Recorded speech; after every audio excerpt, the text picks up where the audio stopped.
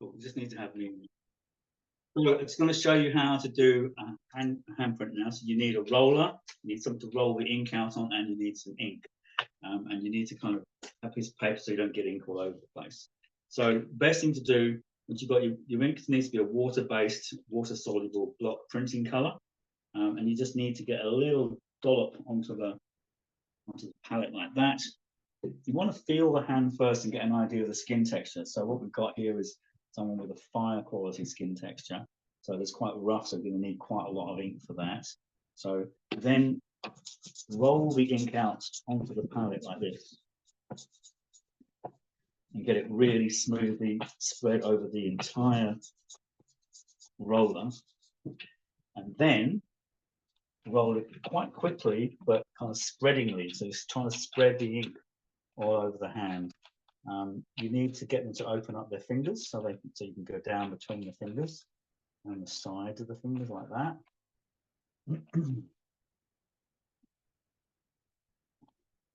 And you want to get into the depths of the center of the palm and try and spread the ink quite evenly over the whole palm. Try not to have it too blotched out, which is why you really need to get it really finely rubbed out on there. You can see what I'm doing when I'm inking the roller.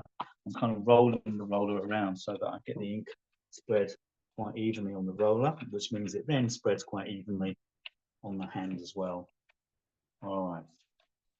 Right, so when it comes to putting your hand on the paper, what I'd like you to do is I want you just to relax your hand and place your hand on the paper, not flopping.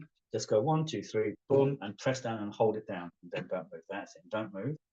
And then it's a really good idea just to press down on the fingers like this, and to get a pencil and just to draw around the hand as well. So keep the pencil as vertical as you can, so that the delineation around the finger stays quite aligned.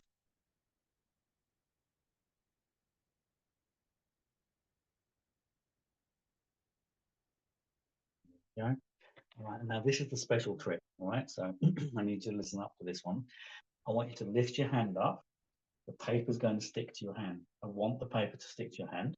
Lift your hand up and then turn your hand over slowly with the paper still attached. Lift up slowly and turn over slowly. Beautiful. That's perfect like that. And then what that allows us to do, it allows us to press down in the center of the palm and get all the detail of the center of the palm as well. And then hopefully we'll get a good handprint. And dun, dun, dun.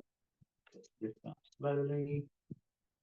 You can see a little bit more detail in there. Maybe we can get the handprint coming up. There we go. There we go. Perfect. And that is how you take a really good handprint. All right.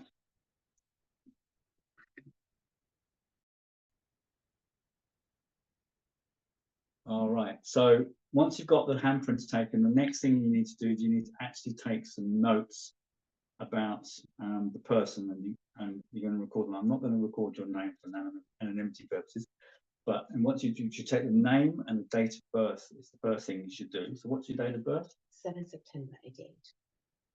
1988. And are you right-handed or left-handed? Which hand do you write with? Usually right, but sometimes left. You can write with your left hand as well?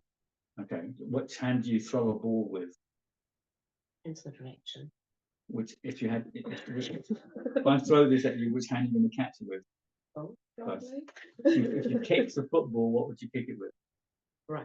Okay, so you're probably right-sided. So that's always usually people, if they're right-handed, they usually write with one hand and not two hands. Okay, that doesn't happen. But if they're not doing it with the right hand, you'll ask them what their foot does, because their foot's another instinctive thing. So I'm going to say your right hand actually, but I'm going to make a note that you're pretty ambidextrous, which is also important. Then we already did notice this already, but looking at the skin texture, we just want to check the skin texture by feeling the ridges of the palm and running the finger down in the water quadrant area against the grain of the ridges in the palm. Will tell you what the quality of the skin texture is. Now, this is takes a bit of time to kind of work out how that is actually going to be, but you get sensitivity to that. You can actually work it out even from looking at print. This is what we call a fire quality skin texture, because you can feel the ridges very distinctly. So you write down the fire skin texture, you write that down. And then the next thing to do is actually hold the hand up like this, and see and measure the relative lengths of the fingers. So if you hold that way, you want to see the relative lengths of the fingers they are in relationship to one another, and hold them up so they're vertical, aligned. And this, in your case, the middle finger is longer than the other two. These two are about the same length. They're both above that, so that's a slightly short middle finger. So we've got decreased earth finger. And the little finger, you can quite clearly see the little finger there is not up to the length of that, should be up to that point there. So it's a short little finger, and it's a low set little finger, so it's sunken down. So you write short air finger and low set. Next thing to do is place the palm on the table and then feel the flexibility of the fingers by lifting the finger up like that and see how far back it bends, taking care if they've got an injury or something on their fingers. But you would normally expect the fingers to go to about 45 degrees, 60 degrees like that. So that's an average. Anything like that is stiff. Anything up to vertical, like that's more vertical. It's very flexible. But you take the average. So I'm going to take the average is about 50. I'm going to say 60 degrees average. So it's pretty good flexibility. And then we do the same thing again with the thumb as well. So we have to measure the thumb too. So looking at the thumb, hold the thumb against the side of the hand like that, so you can see how high up that phalange it comes. Then you take the thumb and you bend it that way, see how much flexibility is there.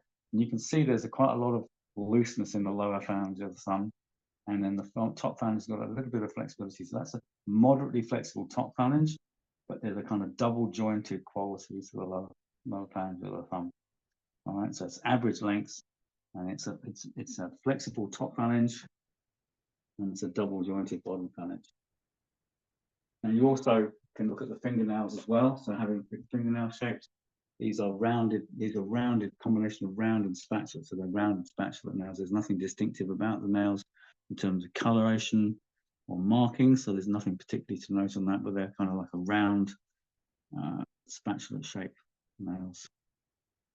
And then the most important thing is to write today's date on it as well, because today's date, which is the 7th of June, I think, 7th of June 2024, because that means you've got a date on the print. So when you finish, you've got all this information, and it's kind of written in a kind of shorthand on there. So it's a colorological shorthand that enables us to look at that and actually know what the different features are. What you're recording on the hand print is all the information you cannot see from the print. And these are the things that you can only see from the live hand. You can't really see the proportional lengths of the fingers from the print. It's easier to see them by holding the fingers up against themselves like that. Obviously, you can't see the nails. Obviously, you can't see the flexibility of the hand. But anything to do with the physical shape and form of the hand, which is not visible from the print, you need to record it and have it written down. And then once you've got that whole information. One last thing I'd like to say is, just want to point out there is something rather good about drawing around the handprint. So do make sure you do that. It's a bit like putting a picture in a frame. It doesn't actually change the picture, but it sets it off nicer. And from the point of view of looking at handprints, it kind of delineates the boundaries of the handprint itself. So it actually makes it easier visually to look at a handprint that's got a pencil line around it. Okay.